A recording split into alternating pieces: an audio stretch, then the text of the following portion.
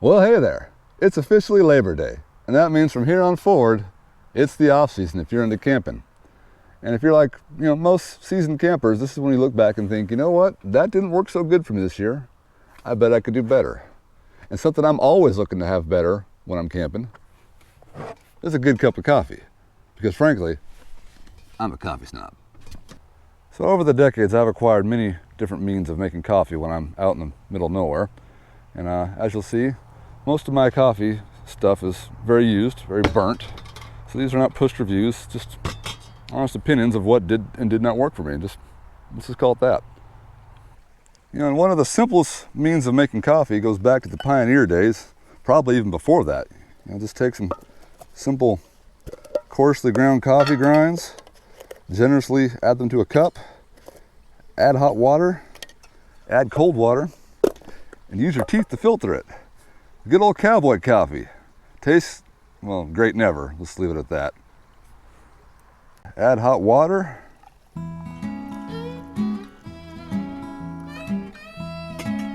Yummy, look at all them floating grinds. And just let it soak for a good 5 minutes. Now it's been a few minutes. Might as well add my cold water. It's supposed to help the grind settle to the bottom.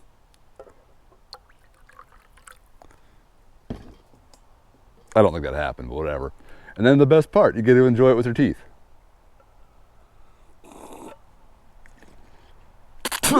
That's terrible. Yeah, it's just dumb. Yeah.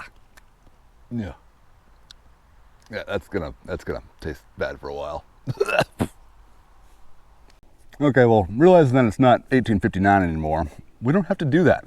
Cowboy Coffee it's for some people. I'm not going to offend everybody. They do have filters now. Whoa, earthquake.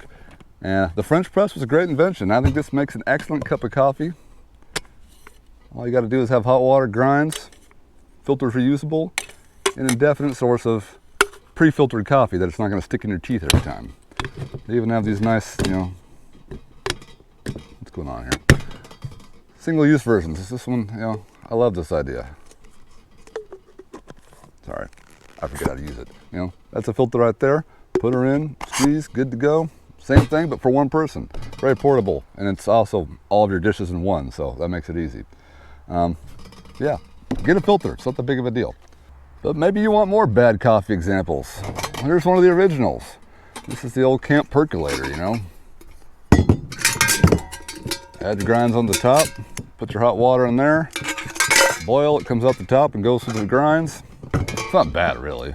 It's about as good as, like a 1950s diner coffee would be. Nothing to write home about, but not the end of the world. It's cheap, it's common. I don't like it, I ain't gonna lie. You can instead just get the old Moka Express, that's what they call them, that's right. If you're a latte fan, mocha fan, whatever you like to make with espresso, this is espresso. The original espresso. What do? You just unscrew it, which takes more time than it showed on camera. Add coffee, add hot water in this, put them together, boil, and it all ends up right on top there. Very strong stuff, though. I don't recommend overdoing on this stuff. It'll keep you up all night. Ask me how I know. Yeah, that's a much better cup of coffee than you'll get in the old percolators. I would suggest not getting one of these ever, unless you just like trying bad coffee. But maybe you're into the planes flying over my. Well, maybe you're into coffee on the go, and this is the golden age of coffee on the go, where the simplest thing you need is just some powder in a bag. These instant coffee makers, these ones have to be, or mixes I should say, happen to be Japanese ones. Blendy sticks, it's a Cafe Latore. Blendy stick right there. Now these are great. Starbucks Via, whatever you use, but this modern coffee in a bag instant mixes like this, they're actually really good. They're not the greatest you'll ever have. I'll give them about a 6 or a 7 sometimes. But once again, just a bag, dump it in. That would make a great Cowboy Coffee, because it's the same thing, but you know what? It ain't stuck in your teeth because it dissolves.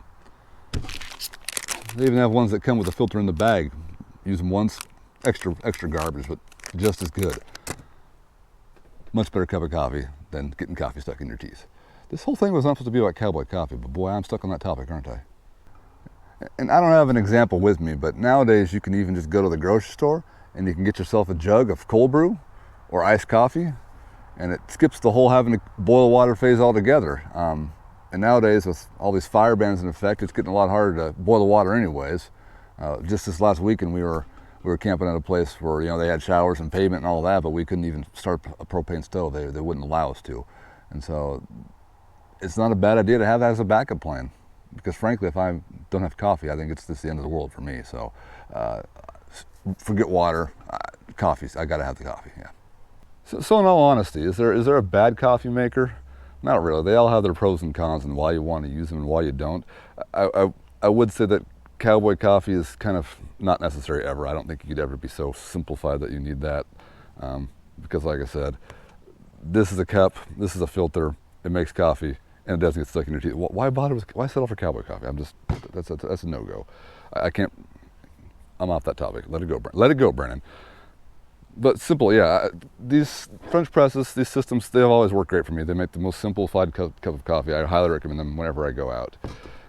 Yeah, but if you or the wife, somebody needs the espresso, this was a go-to for a long time for me. No complaints with them. It makes, you know, it's just more stuff to deal with is why I didn't like it. I realized when I went with the French press, it was just easier to clean out.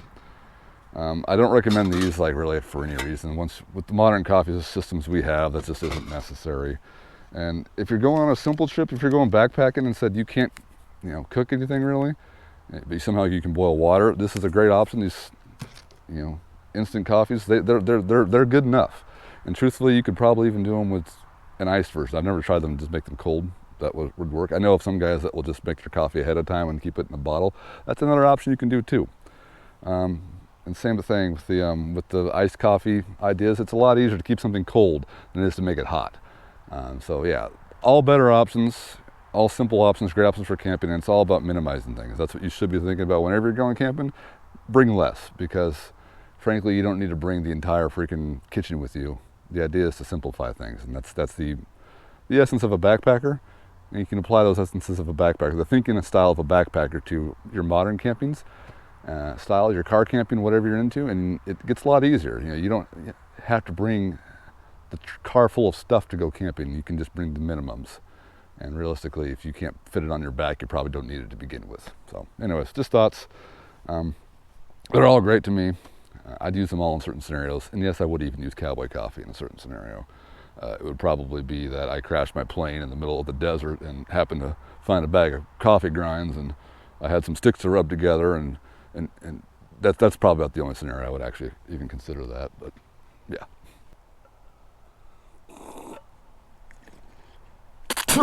That's terrible. Yeah, it's just